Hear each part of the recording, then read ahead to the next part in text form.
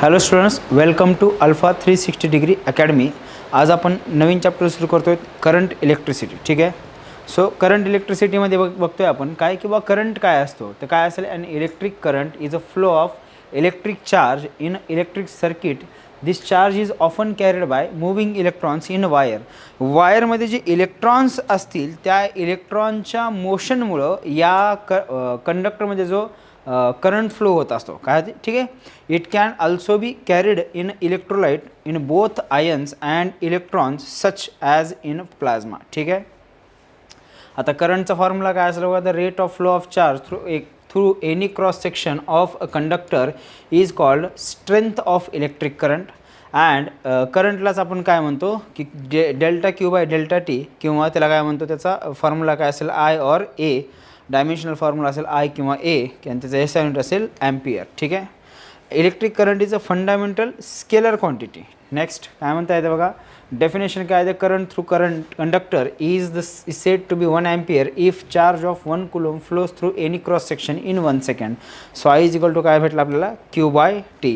If 6.25 into 10⁻18 electrons flow across the cross section of conductor in 1 second, the strength of current flowing across the conductor is 1 ampere. So 1 एम्पियरमध्ये एका सेकंदामध्ये एवढे electron काय झाले पाहिजे, flow झाले पाहिजे. ठीक आहे. नेक्स्ट इन्स्टंटेनियस काय असेल बघा, डेल्टा क्यू बाय डेल्टा टीचा जर लिमिट टेंड्स टू 0 असेल तर त्याला काय म्हणतो आपण, D Q by D T. So काय म्हणता येते, इन्स्टंटेनियस म्हणजे काय, the rate of change of flow of charge with respect to time. ठीक आहे. आता त्याच्यानंतर काय म्हणता येते बघा, तर Q is equal to integration of I D T म्हणता येते, तर area under I T curve. ठीक आहे. Next drift velocity. आता ड्रिफ्ट वेलॉसिटी काय असते बघा, the collision between electron and item in ions of the conductor are inelastic and there is net transfer of energy. The average time. आता बघा, दोन successive कोलिजनमधला जो ॲव्हरेज टाईम असतो त्याला म्हणतो आपण रिलॅक्सेशन टाईम. आणि ड्रिफ्ट वेलॉसिटीचा फॉर्म्युला काय असेल, तर -e by M into T. E म्हणजे असेल चार्ज ऑन इलेक्ट्रॉन, ई असेल इलेक्ट्रिक फील्ड इंटेन्सिटी, एम असेल मास ऑफ इलेक्ट्रॉन, टी असेल रिलॅक्सेशन टाईम. ठीक आहे. आणि the negative sign indicates that the electron drift opposite to the applied electric field. ठीक आहे. त्यानंतर बघणार आपण करंट डेन्सिटी. करंट डेन्सिटी काय असेल, तर करंट पर युनिट एरिया म्हणजेच काय असेल, करंट डेन्सिटी. नेक्स्ट बघणार आहोत आपण time taken by free electron to cross the conductor is T is equal to L by V D. Hence I is equal to Q by T. जर ते एक formula तयार होतो बघा, काय, I is equal to N A E square T म्हणजे tau divided by M into E. आता हा ड्रिफ्ट वेलॉसिटीचा फॉर्म्युला आपल्याला भेटला होता, E by M into tau, आणि आयचा फॉर्म्युला मिळाला होता N E A V D. So current density आणि ड्रिफ्ट वेलॉसिटीचा फॉर्म्युला काय मिळाला बघा, J is equal to N E V D. ठीक आहे.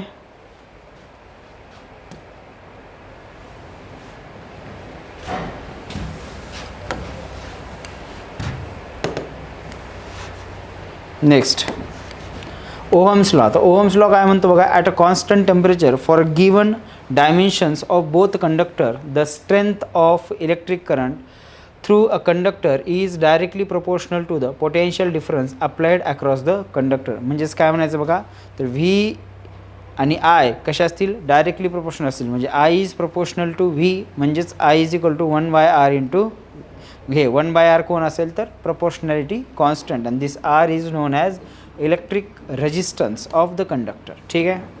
आता रेजिस्टन्स ऑफ वायर काय असते बघा, तर रेजिस्टन्स म्हणजे काय, तर मोशन ऑफ इलेक्ट्रॉनला अपोज करणे है ना, फ्लो ऑफ इलेक्ट्रॉनला किंवा फ्लो ऑफ करंटला काय करणे, अपोज करणे. The opposition to the flow of current in a conductor due to collision of electrons with ions and atoms of the conductor term as resistance of the wire or conductor. ठीक आहे. Next factors influence the resistance of wire. Resistance of wire R is equal to formula काय मिळाला बघा, rho L by ए. ठीक आहे. Conductance काय असेल, तर conductance is a reciprocal of resistance. त्याला डिनोट करतो आपण जीनं. त्याचं युनिट काय असेल, मोह किंवा पर ओहम किंवा सायमन. ह्याचा डायमेन्शनल फॉर्म्युला असेल हा. ठीक आहे.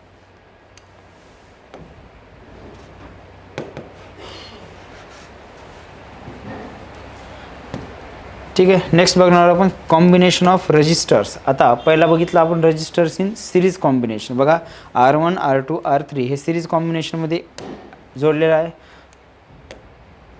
तर इथे काय म्हणता येतं बघा, ह्याचा जर इक्विवलंट रेजिस्टन्स काढा म्हणलं RS है ना, सिरीजचा equivalent resistance is equal to, त्यांची काय करणार तुम्ही डायरेक्ट ॲडिशन करणार R1 + R2 + R3 + and so on. ठीक आहे.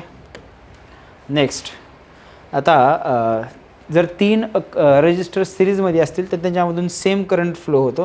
म्हणजे टोटल करंट म्हणजे पहिल्यामधून इज इक्वल टू दुसऱ्यामधून इज इक्वल टू तिसऱ्यामधून. पण टोटल पोटेन्शियल डिफरन्स ह्या तिघांचा सम येतो. काय येतं तर V is equal to V1 + V2 + V3.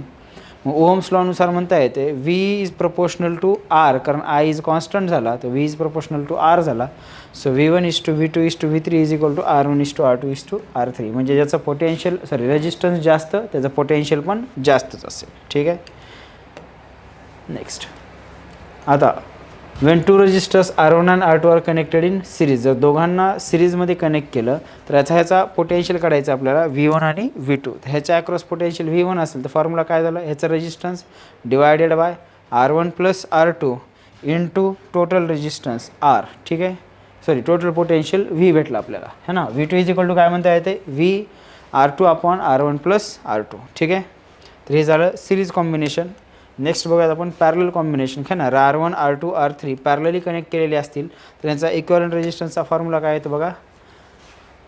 आता ह्यांच्यामध्ये करंट सेम फ्लो होणार नाही पण यांचं पोटेन्शियल सेम असेल तर इथं फॉर्म्युला येतो 1/RP = 1/R1 + 1/R2 + and so on 1/R3 and so on 1/RN. ठीक आहे. आता यात बघा पोटेन्शियल सेम आहे, पोटेन्शियल डिफरन्स सेम आहे पण करंट सेम आहे का. हा ना, I करंट आला इकडे, I1 करंट गेला इकडे, I2 करंट गेला. So total current is equal to I1 + I2 मिळाला. ठीक आहे. आता स्पेसिफिक रेजिस्टन्स काय असते बघा. स्पेसिफिक रेजिस्टन्सला आपण डिनोट करतो ρ डिनोट करतो. ठीक आहे. Specific resistance. ठीक आहे. त्याचा फॉर्म्युला काय, it is found that a constant temperature resistance of metallic conductor is directly proportional to length and inversely proportional to area. So R proportional to 1/A असेल तर फॉर्म्युला मिळाला बघा. Specific resistance ρ is equal to RA/L. ठीक आहे. आता ह्याचं unit काय असेल ओहम मीटर. त्यालाच रेजिस्टिव्हिटी पण म्हणलं जातं आणि स्पेसिफिक रेजिस्टन्स पण म्हणलं जातं. आता रेजिस्टिव्हिटी किंवा स्पेसिफिक रेजिस्टन्स ना रेजिस्टन्स एरिया आणि लेंथवर डिपेंड असते. ती it only depends on material and temperature. ठीक आहे. इथे बघा कंडक्टिव्हिटी काय असेल तर कंडक्टिव्हिटीचं रेसिप्रोकल ऑफ रेजिस्टिव्हिटी. रेजिस्टिव्हिटीचा जर रेसिप्रोकल घेतला तर आपल्याला काय मिळते, कंडक्टिव्हिटी मिळते. ठीक आहे. आणि हे याचं युनिट असेल काय असेल ओहम पर ओहम मीटर किंवा ह्याला सायमन पर मीटर म्हणता येते. ठीक आहे. नेक्स्ट आता इथं आपल्याला काय म्हणता येतं बघा. आता हा आहे अल्फा. अल्फा कोण आहे तर आपल्याला अल्फाला म्हणतात काय, टेम्परेचर कोइफिशियंट. ठीक आहे. तर temperature coefficient of resistance is defined as the increase in resistance per unit original resistance at 0 degree Celsius per degree rise in temperature. ठीक आहे. So alpha is equal to resistance at temperature T minus resistance at temperature 0 degree divided by R0 × T. ह्याचं unit काय असेल तर पर degree और पर kelvin म्हणता येते. ठीक आहे. तर हे झालं आपलं. ह्याचा फॉर्म्युला काय आला मग RT is equal to R0 in bracket 1 + αT. ठीक आहे.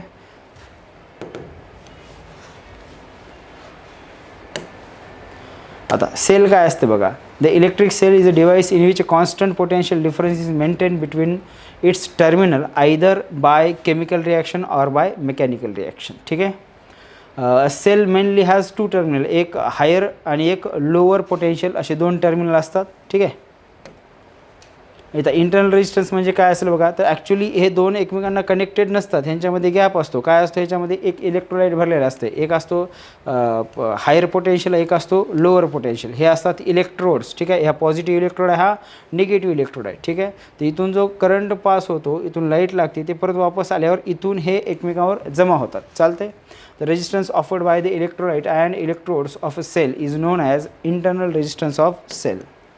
Next, the EMF. EMF म्हणजे काय असतं बघा, इलेक्ट्रोमोटिव्ह फोर्स. म्हणजेच काय असेल the EMF of cell is called 1 volt. एका वोल्टला काय म्हणतात, 1 EMF म्हणतात. If 1 joule of work is performed by the cell to drive the 1 coulomb of charge once round the circuit. ठीक आहे.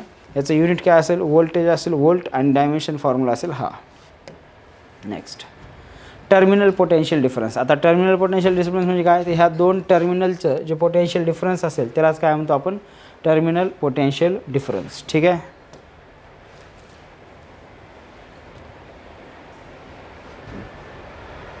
हां, आता फॉर्म्युला बघा काय,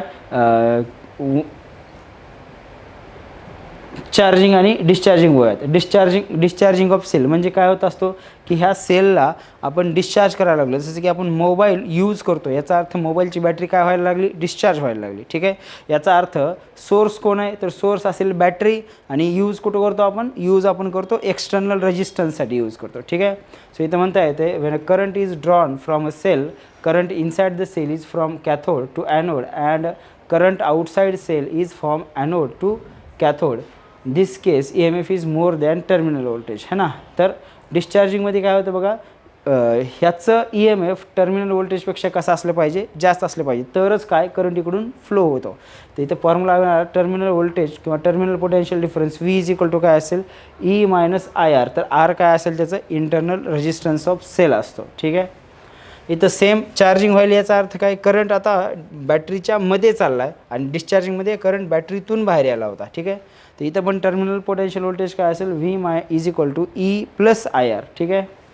आणि जर ओपन सर्किट असेल, याचा अर्थ ना चार्जिंग व्हायला ना डिस्चार्ज व्हायला, त्यावेळेस काय होईल बघा, करंट फ्लोच होणार नाही. याचा अर्थ टर्मिनल व्होल्टेज आणि EMF कसं असेल, सेम असेल. Next is short circuit. आता शॉर्ट सर्किट म्हणजे काय बघा, बॅटरीला एका वायरनं कनेक्ट केलं, शॉर्ट केलं, तर काय होईल इथं, इथलं पोटेन्शियल काय झालं, झिरो झालं. म्हणजे याचं जर पोटेन्शियल झिरो झालं, टर्मिनल पोटेन्शियल काय येते, झिरो येते याचं. ठीक आहे.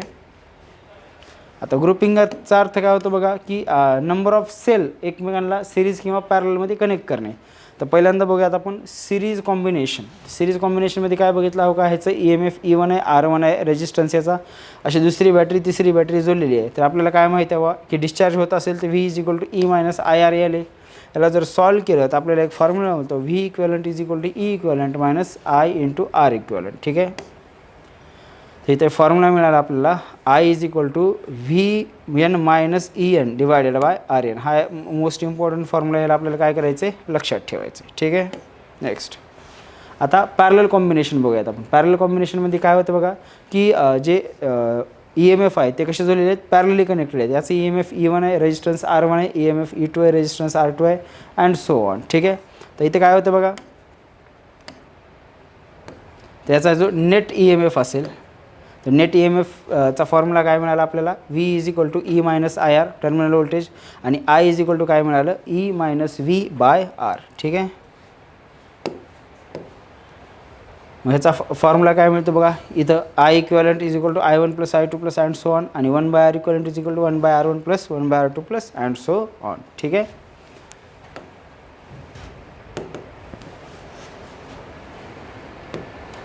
Kirchhoff's law. आता किर्चॉफ्स करंट लॉ काय म्हणतं बघा, तर at a junction total incoming current is equal to total outgoing current. ठीक आहे. इनकमिंग करंटला पॉझिटिव्ह घेतलं आहे आणि आउटगोईंग करंटला कसं घेतलं आहे, निगेटिव्ह घेतलं आहे. तर या सगळ्यांचा सम किती येतो, झिरो येतो. ठीक आहे.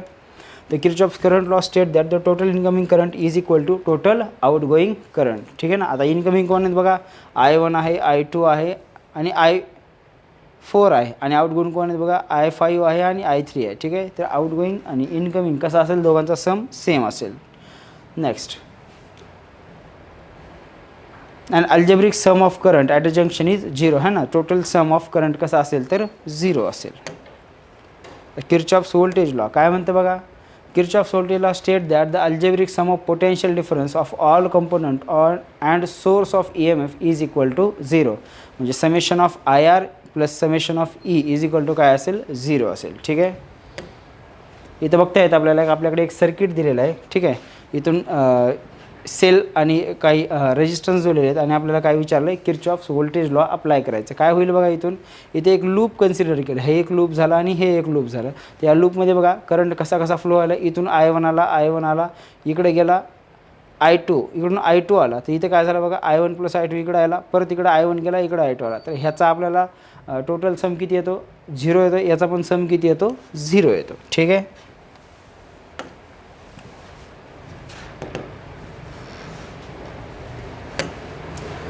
नेक्स्ट बघूया आपण पॉवर अँड एनर्जी. ठीक आहे, आता पॉवर काय आहे बघा, तर heating effect of electric current. This is work done by the cell is converted into heat in the resistance. So H is equal to काय येतं बघा, आय स्क्वेअर आर टी किंवा व्ही आय इंटू टी किंवा V square T by R. ठीक आहे, त्याला म्हणतो आपण हिटिंग इफेक्ट. पॉवरचा फॉर्म्युला काय असते, तर work done upon time.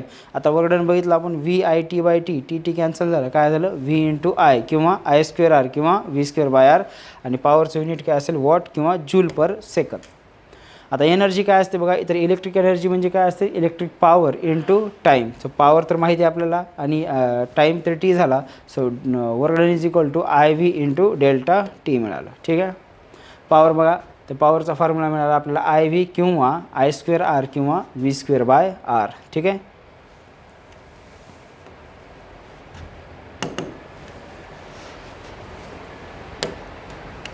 Western bridge काय म्हणते बघा. आता विस्टर्न ब्रिज काय असेल, तर Wheatstone bridge is use to find the unknown resistance in a given network. ठीक आहे, बघा हे बघा, आता इथं काय बघा, इथं एक बॅटरी जोडलेली आहे, इकडे R1 R2 R3 आणि R4 हे 4 रेजिस्टन्स जोडलेले आहेत आणि याच्यामध्ये एक गॅल्व्हॅनोमीटर जोडलेला आहे. ठीक आहे, जर इथून करंट बॅटरी स्विच ऑन केलं की ऑन केली आणि जर गॅल्व्हॅनोमीटर 0 डिफ्लेक्शन दाखवायला लागलं, याचा अर्थ याला आपण म्हणतो बॅलन्स विस्टर्न ब्रिज. याचा अर्थ काय होतं बघा, इथून जाणारा करंट आणि इथून जाणारा करंट कसा असेल, सेम असेल. No current is flow through the गॅल्व्हॅनोमीटर.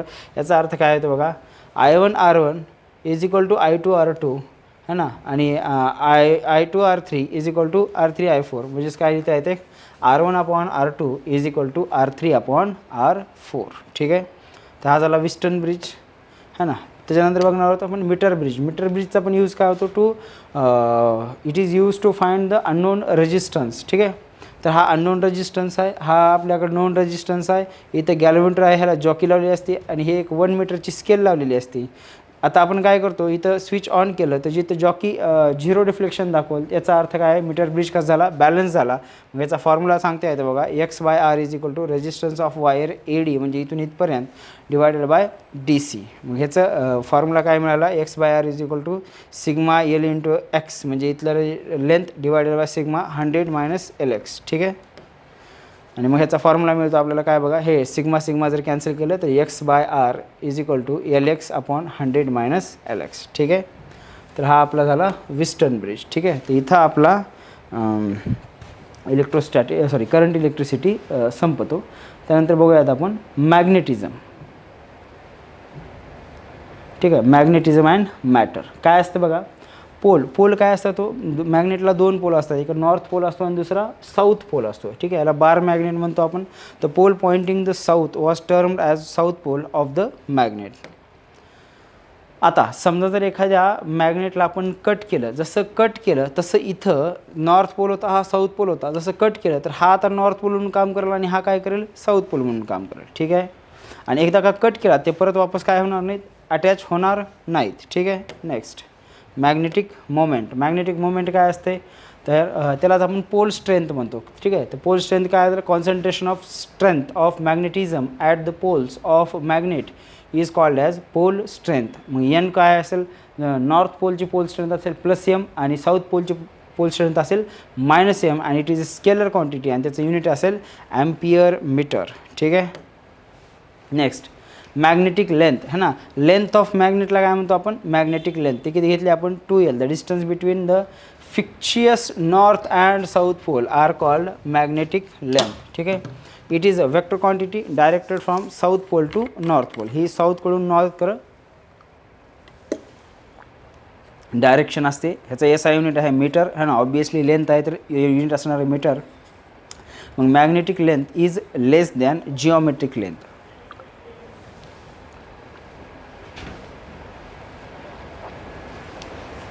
Magnetic dipole, जसं आपण इलेक्ट्रिक डायपोल बघितला होता तसं मॅग्नेटिक डायपोल पण बघता येते. त्याला आपण डिनोट करतो कशानं, याला पण आपण P ने डिनोट करू शकतो.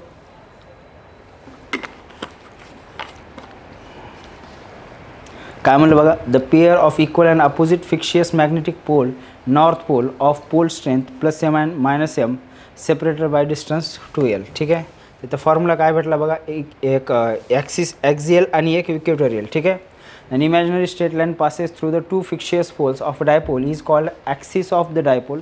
आणि इक्वेटरला काय म्हणता येते, परपेंडिक्युलर जर जात असेल त्याला म्हणतो आपण इक्वेटर ऑफ डायपोल. ठीक आहे. इथं बघा मॅग्नेटिक मोमेंट, डायपोल मोमेंटला आपण यम नाव दिलं. सो M bar is equal to M into 2L. जसं की आपण तिकडे पी नाव दिलं होतं, P is equal to Q into 2L. तसं इथं यम इज इक्वल टू काय असेल, यम इंटू 2L असेल. वेक्टर क्वांटिटी आहे, याचं युनिट असते ॲम्पियर मीटर स्क्वेअर. नेक्स्ट बघणार आपण सर्क्युलर कॉईल. ठीक आहे. आता इथं आपल्याकडे एक हे आहे, मॅग्नेट आहे. इकडं मॅग्नेटिक मोमेंट वर आहे, याचा अर्थ वरी नॉर्थ पोल आहे, खाली साऊथ पोल आहे. तर ह्याच्या सर्क्युलर पाथमध्ये करंट फ्लो होतं. If N is number of turns in coil, I is current in the coil and A is area of each turn in a coil, the direction of magnetic moment is given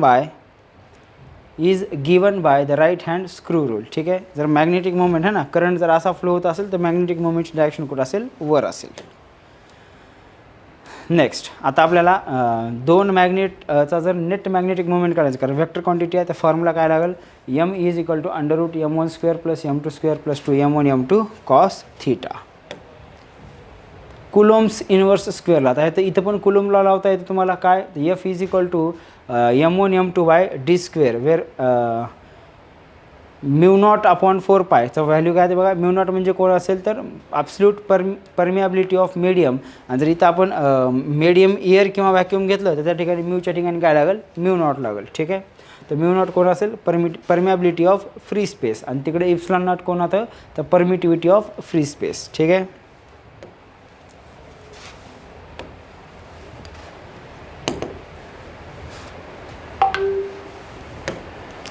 magnetisation and magnetic intensity. ठीक आहे.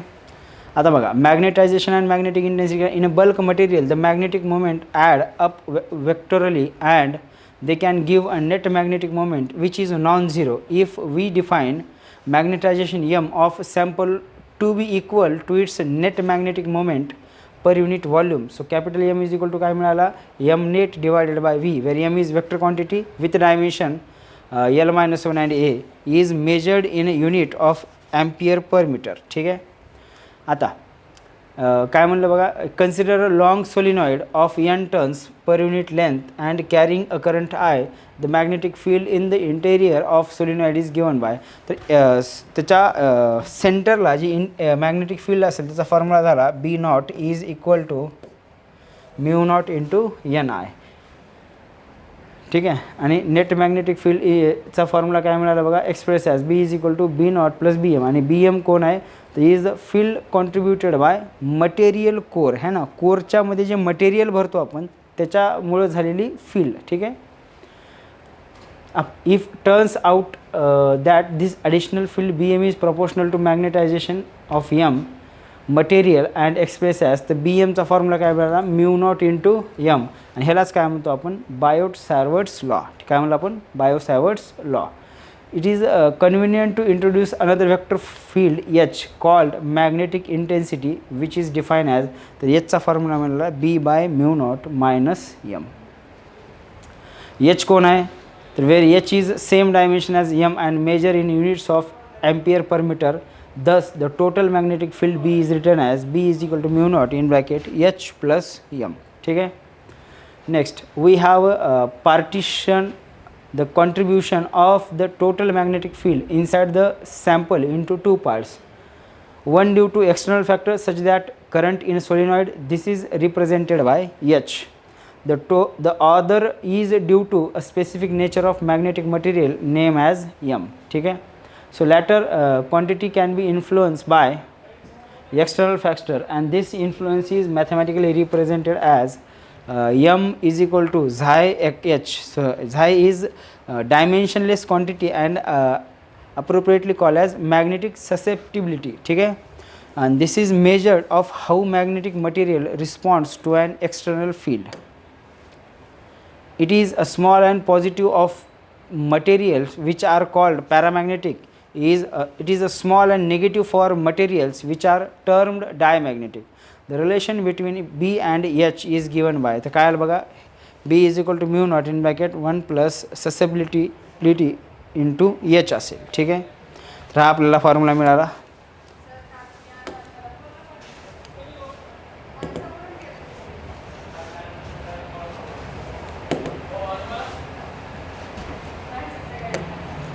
Next magnetic material काय असतात बघा. तर आपल्याकडे 3 टाईपचे magnetic material असतात, diamagnetic, paramagnetic आणि फेरोमॅग्नेटिक. ठीक आहे. पहिल्यांदा बघूयात डायमॅग्नेटिक. काय असतं diamagnetic? The diamagnetic substance are those in which the individual atoms or ions do not possess any net magnetic moment on their own.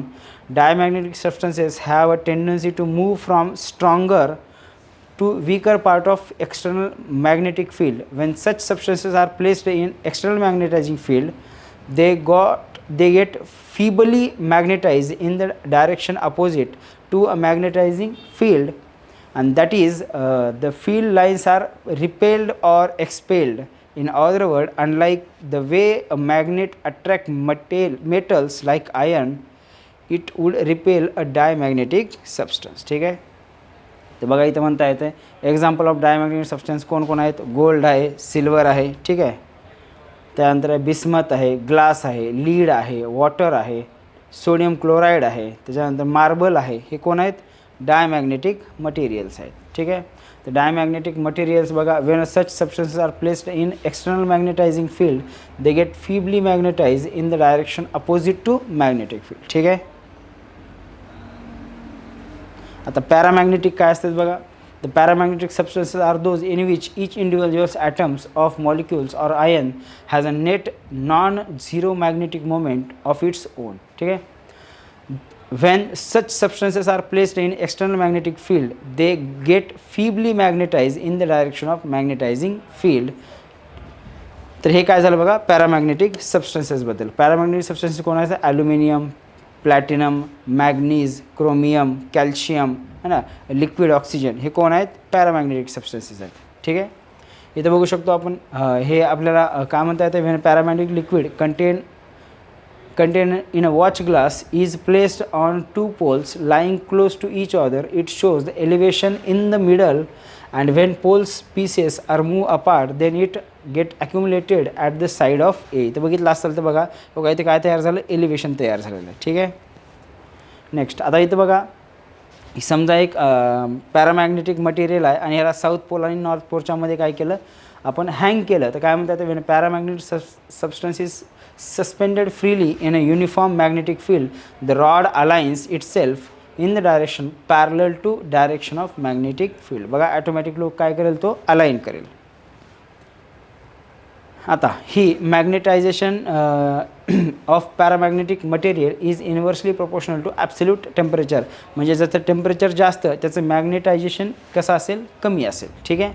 यालाच काय म्हणतो आपण? Curie's law. तर C denote for Curie constant. हा जो C आहे तो काय डिनोट करतो? क्युरी कॉन्स्टंट डिनोट करतो. ठीक आहे. आता हे बघूयात आपण फेरोमॅग्नेटिक सबस्टन्सेस. फेरोमॅग्नेटिक सबस्टन्स कोण असेल? आयर्न असेल, कोबाल्ट असेल, निकेल असेल है ना, गॅडोलिनियम असेल किंवा डिस्प्रोझियम असेल. ठीक आहे. तर हे काही फेरोमॅग्नेटिक सबस्टन्सेस आहेत. ठीक आहे. The ferromagnetic domains in a material, they have strong tendency to move from a region of weak magnetic field to strong magnetic field. That is, they get strongly attracted to a magnet. जे material मॅग्नेटकडे strongly attract होतात त्यालाच काय म्हणतो आपण? Ferromagnetic substances. ठीक आहे. Next, atoms themselves have magnetic properties due to spinning of electron around the nucleus. The group of atom joins so that their magnetic fields are all going in the same direction, and these areas of atom are called domains. ठीक आहे. हे external magnetic फील्डमध्ये ठेवल्यामुळे काय होतं? हे align करतात आणि इथे एक स्ट्रॉंग मॅग्नेटिक फील्ड तयार होते. ठीक आहे. इथं हा formula mu is equal to mu not mu R. So mu not into 1 plus इथं म्हणतो ससेप्टिबिलिटी. ससेप्टिबिलिटी आपण बघितलेली आहे आत्ताच. ठीक आहे. Next, when a specimen of ferromagnetic substances like ferrous और कॉपर किंवा cobalt is placed in magnetic field or more lines of force prefer to pass through the specimen rather than from air. ठीक आहे. Next काय म्हणतं Curie point काय म्हणतं बघा, thus the Curie point is a temperature above which ferromagnetic loses ferromagnetism and turns into paramagnet, है ना. एका टेम्परेचर नंतर फेरोमॅग्नेटिक सबस्टन्स हे पॅरामॅग्नेटिक सबस्टन्स म्हणून काय करायला लागतात, काम करायला लागतात. सो ससेप्टिबिलिटीचा फॉर्म्युला आला C/T - Tc and this Tc is called Curie temperature. ठीक आहे. हे बघा इथं डायमॅग्नेटिक सबस्टन्स कसे असतात बघा, हा डायमॅग्नेटिक सबस्टन्स आहे आणि हे एका मॅग्नेटिक फील्ड आहे. इथे काय व्हायलं बघा, काही फील्ड लाईन्स ह्याच्यामधून पास व्हायलेत, है ना. ह्याच्यामधून इथून बघा त्याच्यापेक्षा जास्त फील्ड लाईन्स पास व्हायल्यात आणि इथं सगळ्यात जास्त फील्ड लाईन्स पास व्हायल्यात. ठीक आहे. सो हे आता आपला मॅग्नेटिझम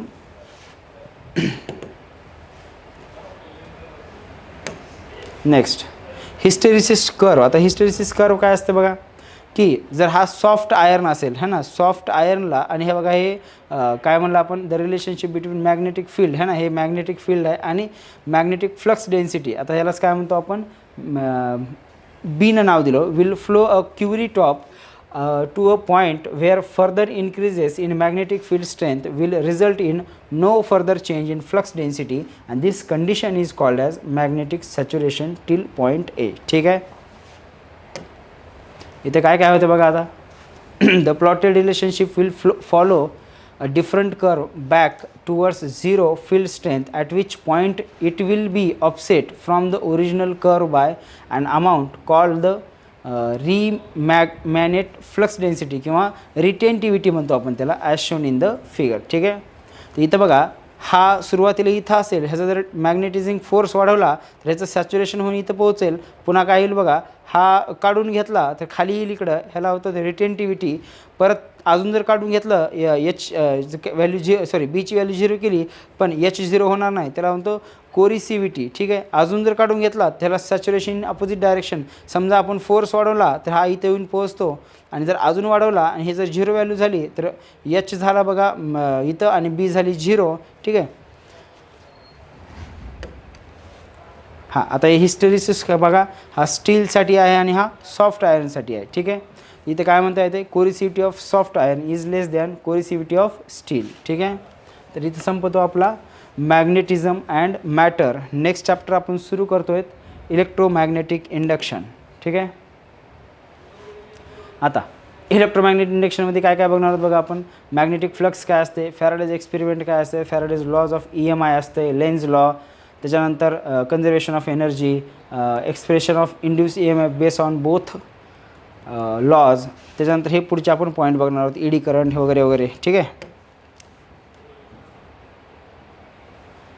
ठीक आहे. पहिला बघा मॅग्नेटिक फ्लक्स काय असते बघा. तर मॅग्नेटिक फ्लक्स काय असते, तर magnetic flux through any surface is a number of magnetic lines of force passing normally through the surface.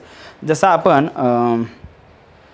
Electric field lines किंवा इलेक्ट्रिक फ्लक्स बघितला होता तसंच काय असेल मॅग्नेटिक फ्लक्स असेल. त्याला डिनोट करतो आपण d∅ = B∆ds. हा डॉट प्रोडक्ट घेतल्यामुळे हा स्केलर क्वांटिटी आहे. ठीक आहे. तर पॉझिटिव्ह फ्लक्स काय असेल तर म्हणजे magnetic flux positive Wien theta is 0 to 90 आणि 270 to 360. पण जर मॅग्नेटिक फ्लक्स 0 असेल तर थिटा इज इक्वल टू 90 असायला पाहिजे किंवा थिटा इज इक्वल टू 270. आणि जर निगेटिव्ह असेल तर जो थिटा आहे अँगल बिटवीन कोणामधला बघा, ह्या बी आणि ह्या एन म्हणजे कोण असेल तर एरिया वेक्टर असते. ठीक आहे. तर ह्याचा जर अँगल 90 ते 270 मध्ये असेल तर तो कसा असेल, निगेटिव्ह असेल. Next magnetic flux across a coil can be changed by changing. आता जो फ्लक्स आहे तो कशावर डिपेंड आहे, तर पहिल्यांदा आहे बघा स्ट्रेंथ, म्हणजे बी चेंज करू शकतो, है ना, ही स्ट्रेंथ चेंज करू शकतो किंवा एरिया चेंज करू शकतो किंवा थिटा चेंज करू शकतो. ठीक आहे. ह्याच्यावर डिपेंड आहे ह्या गोष्टी. Magnetic flux is a scalar quantity. SI unit काय असेल याचं तर टेस्ला और वेबर और टेस्ला मीटर स्क्वेअर. ठीक आहे. CGS युनिट काय असेल तर मॅक्सवेल असेल आणि 1 Maxwell is equal to 10⁻⁻8 weber. इकडे बघा, समजा इथून हो का, इथून करंट आला, इकडे गेला आणि वर चालला आहे. ठीक आहे. तर हा कोण म्हणून काम करतो, साऊथ पोल म्हणून काम करतो, हा कोण म्हणून करतो, नॉर्थ पोल म्हणून काम करतो, है ना. त्याला राईट हँड थंब रूलनुसार सांगू शकतो. तर इथं बघा असं राईट हँड नॉर्थ पोल, इकडे साऊथ पोल. इकडे बघा, हे इकडे बघा करंट असा चालला आहे, इथं बघा करंट असा येऊन, है ना, असा चालला आहे वर वर वर असं गोल गोल फिरायला लागला. तर करंट बघा असा चालला तर नॉर्थ पोल इकडला, साऊथ पोल इकडला. ठीक आहे. सेम करंटचा डायरेक्शन चेंज केला तर तुम्हाला साऊथ आणि नॉर्थ पोल सांगता येतो. ठीक आहे. इथं बघा हा काम कसा करतो, इथून डायरेक्ट लाईन इकडे जाईल, पुन्हा वर जाईल, पुन्हा असं काय केलं लूप तयार करायला येतं. ठीक आहे. सो इथं magnetic flux link with the coil changes relatively to the position of coil and magnet due to the magnetic lines of force cutting at different angles at the same cross sectional area of the coil. ठीक आहे.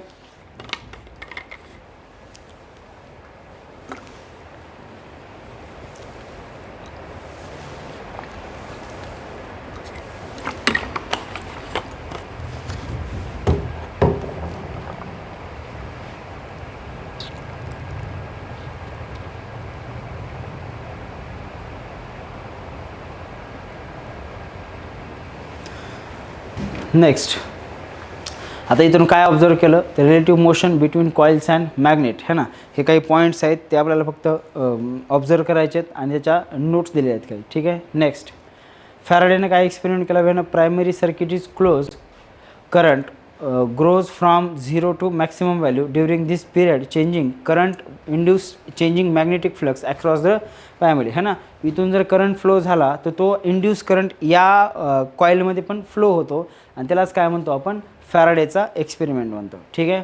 Next Faraday law of electromagnetic induction काय म्हणलं होतं बघा, Wien primary circuit is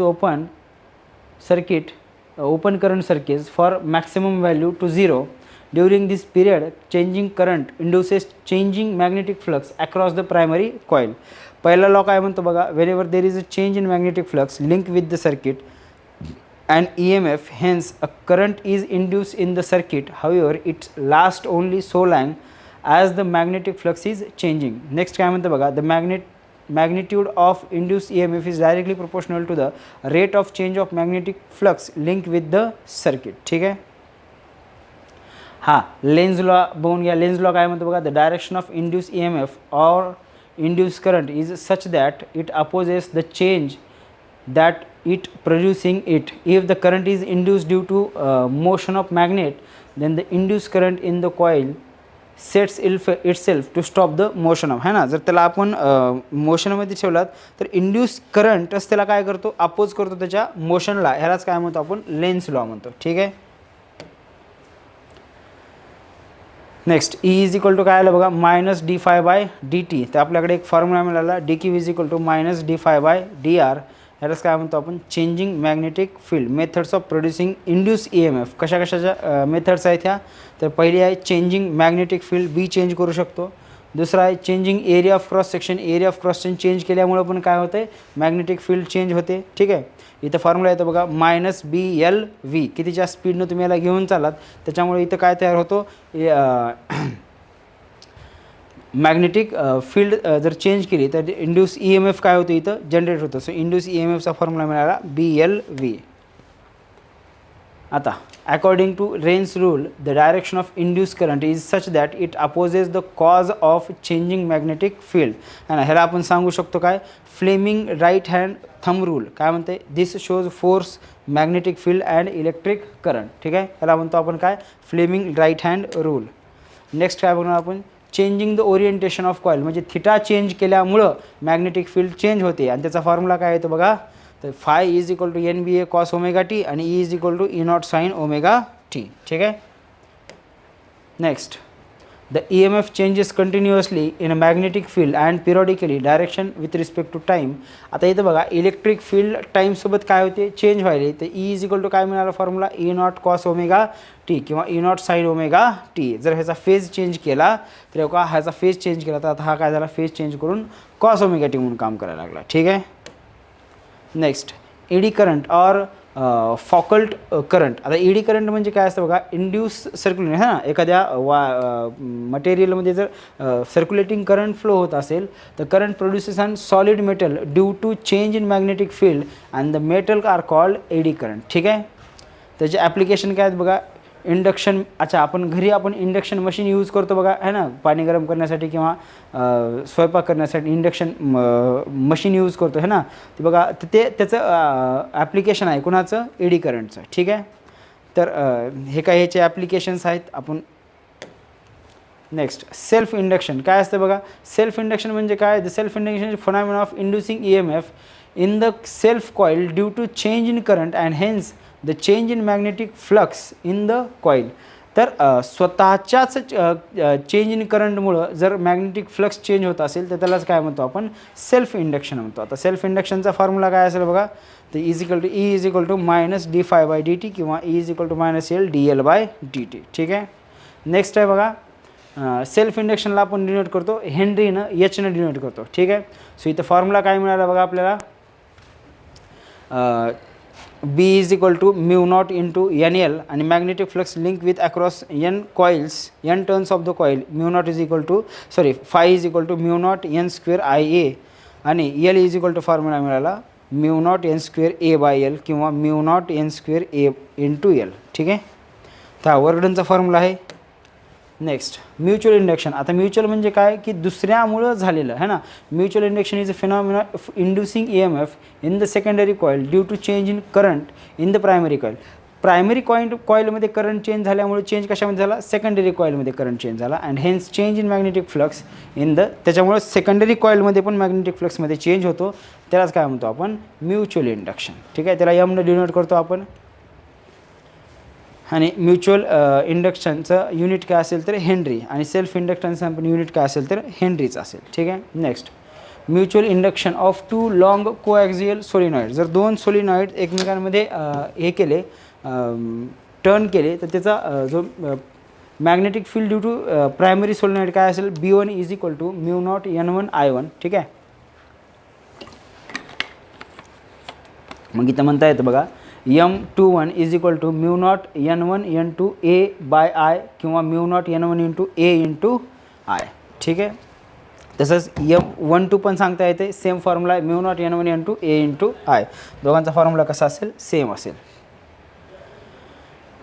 आता ही थोडी आपण addition information दिलेली आहे. काय की बाबा जर दोन सोलिनॉइड जर वाउंड केले on magnetic core of relative permeability mu R, then M is equal to काय मिळालं, mu not mu R N1 N2 A/I.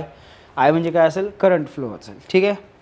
आणि जर टर्न्स जर डिफरंट असतील आणि रेडियस पण डिफरंट असतील, ठीक आहे, तर त्यावेळेस फॉर्म्युला काय मिळाला बघा, mu naught mu R N1 N2 पाय R1² The mutual induction depends on relative placement of the solenoid. दूसरा है coefficient of coupling K between two coils having self induction L1 and L2 and mutual induction M. तर ह्याचा formula मिळतो बघा, K is equal to M by under root of L1 L2. ठीक आहे.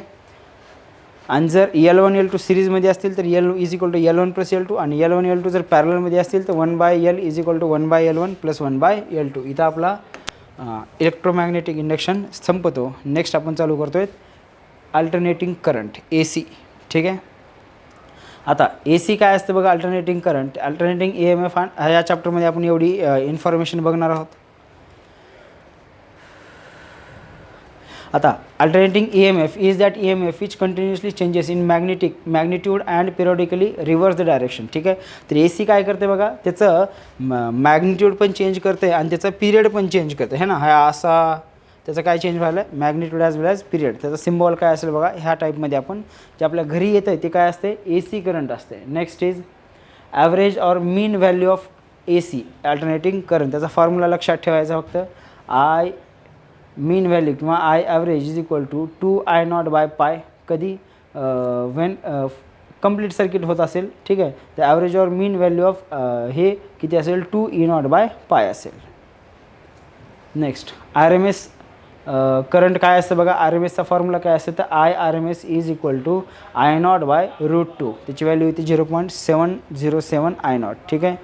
इथं लगेच VRMS पण सांगता येते. VRMSचा फॉर्म्युला काय असेल बघा, तर E0/√1. ठीक आहे. Next relative values, peak values and mean values of alternating EMF. ठीक आहे. तर हे त्याचे काही व्हॅल्यू दिलेत. जर एखाद्याला 230 वोल्ट AC दिले, याचा अर्थ त्याची ती RMS व्हॅल्यू आहे. कोणती व्हॅल्यू असेल त्याची, RMS व्हॅल्यू असेल. Next AC circuit with a pure register. जर प्युअर रजिस्टर असेल तर त्याचा EMFचा फॉर्म्युला असेल E0 sin ωt आणि E0 कोण असेल तर त्याची पीक व्हॅल्यू असेल. ठीक आहे. इथं पण सेमच दिलं बघा, AC circuit with pure inductor काय तर formula E is equal to E0 sin ωt. Induce EMF in the current काय असेल, -L dL/dt. डी टी ही त्याची डायग्राम असेल आणि ह्याचा फॉर्म्युला काय असेल बघा, D L is equal to E naught by L sine omega T किंवा I is equal to I naught sine omega T minus pi by two. ह्याच्यामध्ये phase difference कितीचा असतो तर पाय बाय टूचा आहे ना. ई एम एफ आणि करंटमध्ये फेज डिफरन्स असतो पाय बाय टूचा. आता A C circuit with capacitor, जर कॅपॅसिटर जोडला तर क्यू इज इक्वल टू काय फॉर्म्युला मिळते, Q is equal to C V असते आणि ई व्ही म्हणजेच ईचा फॉर्म्युला असते E naught sine omega T. ह्याला जर सॉल्व केला तर आय इज इक्वल टू मिळाला I naught sine omega T आणि एक्स सी काय असते तर कॅपॅसिटिव्ह रिॲक्टन्स असते आणि त्याचं युनिट काय असते ओहम असते. तर आय आणि व्ही नॉट है ना, आय नॉट आणि ई नॉटमध्ये अँगल किती असेल 90 डिग्रीचा असेल. त्याचा अर्थ फेज डिफरन्स कितीचा आहे 90 डिग्रीचा. Next is variation of X L. X L म्हणजे कोण असेल बघा, तर इंडक्टिव्ह रिॲक्टन्स असते आणि फ्रिक्वेन्सीमध्ये रिलेशन दिलेलं आहे. सो इथे लिहिता येते हे रिलेशन, हे बघा Excel is equal to 2 pi F L किंवा X L is proportional to F. ह्याचा ग्राफ हा डायरेक्टली प्रोपोर्शनल आहे आणि हा कसा असेल, एक्स सी म्हणजे कोण असेल तर इंडक्टिव्ह रिॲक्टन्स ऑफ कॅपॅसिटर. ठीक आहे, त्याचा फॉर्म्युला असा इन्व्हर्सली प्रोपोर्शनल येतो. Next A C circuit, L C R circuit म्हणतो आपण, है ना. एल म्हणजे काय, इंडक्टर कॅपॅसिटर अँड रेजिस्टन्स. ठीक आहे, तर हा इथं एक फॉर्म्युला मिळतो आपल्याला. काय फॉर्म्युला मिळतो, झेड म्हणजे इम्पिडन्स म्हणतो आपण त्याला. इम्पिडन्सचा फॉर्म्युला काय असेल तर under root of R square plus omega L minus 1 by omega सीचा स्क्वेअर. ठीक आहे, किंवा इथं एक्स एल मायनस एक्स सीचा स्क्वेअर पण म्हणता येते. ठीक आहे, तर इथं बघा हा फेज डिफरन्स पाथ डिफरन्स ह्याचा इथं फेज डिफरन्स दिलेला आहे. याला एकदम व्यवस्थित इथं फॉर्म्युला मिळाला बघा, tan phi is equal to X L minus X C by R किंवा omega L minus 1 by omega C divided by R. आता इथे 3 कंडिशन दिले आहेत बघा, की जर एक्स एल एक्स सीपेक्षा मोठा असेल तर काय म्हणता येते, तर करंट लॅग करते. आणि एक्स एल एक्स सीपेक्षा जर छोटा असेल तर करंट काय करते, लीड करते. आणि जर एक्स एल आणि एक्स सी सेम असेल तर काय करते, रेझोनन्स करते. काय करते इथं, रेझोनन्स करते. तर रेझोनन्स कधी होते बघा, when X L is equal to X C किंवा omega L is equal to 1 by omega C. तर इथून एक फॉर्म्युला मिळाला आपल्याला. ठीक आहे, next power in A C circuit. आता पॉवरचा फॉर्म्युला काय असेल तर पी इज इक्वल टू, इथं फॉर्म्युला मिळतो बघा, E naught I naught by 2 cos phi. E naught कोण आहे आणि आय नॉट कोण आहे आपल्याला माहीत आहे. Next power in A C circuit with R म्हणजे प्युअर आर, प्युअर एल आणि प्युअर सी सर्किटमध्ये जर पॉवर बघायची असेल तर फॉर्म्युला काय येतो बघा, इथे येतो ई इंटू व्ही, इथे येतो इथं 0 आणि इथं पण येतो 0. म्हणजे फक्त रेजिस्टन्समध्येच पॉवर काय होते, सर्किटमध्ये रेजिस्टन्स असेल तरच पॉवर काय होते, लॅग करत नाही किंवा लीड करत नाही. काय होते तर ई एम एफ आणि करंट जर सेम फेजमध्ये असतील तर. ठीक आहे, सो पॉवरचा फॉर्म्युला मिळाला E V I V sine phi cos 90 आणि कॉस 90ची व्हॅल्यू काय असेल तर 0 असेल. नेक्स्ट आता एल सी ऑसिलेशन काय असतं बघा. आता इथं एक इंडक्टर आणि एक कॅपॅसिटर जोडलेला आहे.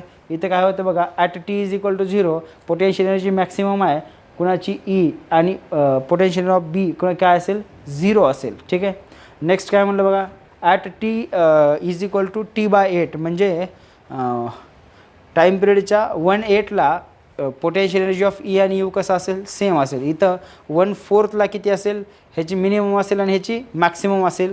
इथं 3t/8ला यू ई आणि यू बीची व्हॅल्यू कशी असेल, सेम असेल. अगेन हाफ टाईमला किती असेल, ह्याची मॅक्सिमम झाली मिनिमम झाली. नंतर 5t/ला यू ई आणि यू बी सेम असेल. इथं बघा काय म्हणता येते, 6t/8ला यू व्हीची व्हॅल्यू 0 झाली, यू बीची व्हॅल्यू मॅक्सिमम असेल. 7t/8ला यू व्ही आणि यू बी सेम असेल, पण टी इज इक्वल टू म्हणजे 1 कंप्लीट सायकलला यू व्हीची व्हॅल्यू मॅक्सिमम असेल आणि यू बीची व्हॅल्यू कशी असेल 0 असेल. ठीक आहे, नेक्स्ट तर इथे तर अनडॅम्प ऑसिलेशन आणि डॅम्प्ड ऑसिलेशन. ठीक आहे, आता अनडॅम्प ऑसिलेशन म्हणजे काय बघा, तर याच्यामध्ये जे काही ऑसिलेशन व्हायला ते कसं व्हायला कॉन्स्टंट आहे. पण इथं बघितलं तर काय व्हायला, इथं मॅक्सिमम आहे कुठं मिनिमम आहे आणि डिक्रीज होत चालेल. ह्याला काय म्हणतो आपण, डॅम्प्ड ऑसिलेशन. इथं फॉर्म्युले काय काय येतात बघा, dl/dt plus di/dt plus q/c is equal to 0. इथून एक फॉर्म्युला तयार होतो आणि हा खूप महत्त्वाचा फॉर्म्युला आहे, f is equal to 1/2π√L × c. ठीक आहे, आता ट्रान्सफॉर्मर काय असतं बघा, तर ट्रान्सफॉर्मर पण वर्क करतो as principle of Faraday's law. ठीक आहे, the transformer is device which converts lower alternating voltage to higher current in higher alternating voltage at lower current. ठीक आहे. तर इथं पण हा काय करतो, ह्याला प्रायमरी हे म्हणतो आपण, आणि ह्याला काय म्हणतो आपण, सेकंडरी. ठीक आहे. तर इथं प्रायमरी वाइंडिंग आहे, इकडे काय येतं, सेकंडरी वाइंडिंग. इकडं AC करंट लावलेला आहे, इथं काय होतं, इंडक्शन होतं आहे आणि ह्याच्यामधून पण करंट फ्लो होतो. ठीक आहे. इथं आपल्याला फॉर्म्युले माहिती आहेत बघा, की जर ट्रान्सफॉर्मर आयडियल असेल तर output power is equal to input power असते, म्हणजे ES अपॉन EP है ना, potential EMF of yes and ही secondary and primary to the primary to secondary and number of secondary to the primary. ठीक आहे. आणि जर आयडियल ट्रान्सफॉर्मर आहे त्याची इफिशियन्सी किती असेल, 100% असते. ठीक आहे. स्टेप अप ट्रान्सफॉर्मर काय असेल तर याच्याकडे बघा, number of turns in secondary is greater than number of turns in primary है ना. प्रायमरीमध्ये कमी आहेत, सेकंडरीमध्ये जास्त आहेत. काय तयार झाला, step up transformer. Step down करते वेळेस काय करतो आपण, प्रायमरीच्या जास्त ठेवतो आणि सेकंडरीच्या कमी ठेवतो. ठीक आहे. आता एडी करंट लॉसेस काय असतात बघा, when changing magnetic flux is link with the iron core eddy current are set up which in turn produce heat and energy waste. काय होतं आहे, हीटमध्ये आणि एनर्जी वेस्टमध्ये काय होतं आहे, एडी करंट लॉस होत असतो. ठीक आहे. हा सॉलिड कोर आहे, हा लॅमिनेटेड कोर आहे. ठीक आहे. तर हे लॉस कमी करण्यासाठी this can be minimize by using suitable material with hysteresis loop. ठीक आहे. आता हा AC जनरेटर, हा AC जनरेटर काम कसा करतो बघा, की इथं साऊथ पोल आहे आणि नॉर्थ पोल आहे, कोर जनरेट तयार केलेला असतो आणि ह्याला काय करत असतो, थोडं सुरुवातीला एक पुश दिला, इथे काय तयार होतो, एक मॅग्नेटिक फील्ड तयार होते आणि मॅग्नेटिक फील्डमुळे हा काय करायला लागलो, रोटेट करायला लागतो. This is the working principle of AC generator. ठीक आहे. बघा, AC generator is based on the principle of EMI. Field magnetic pole NNS, armature असते, त्याच्यामध्ये स्लिप रिंग असतात, ब्रशेस असतात. वर्किंग काय करतं बघा, let the armature be rotate in such a way that the arm PQ goes down and RS comes up with the plane from the plane of the diagram. Induce EMF and hence current is set up in the coil by Fleming right hand rule. The direction of current इज दिलेलं आहे आपल्याला. Therefore the current is said to be alternating and corresponding wave is sinusoidal. So हे काय आहे बघा, ही याची theory असेल की वर्किंग काय करते ते. तर theta is equal to NBA cos theta आलं, तर E is equal to NBA omega sine omega T. तर हा आपला इथं अल्टरनेटिंग करंट हा चॅप्टर संपतो. Thank you very much.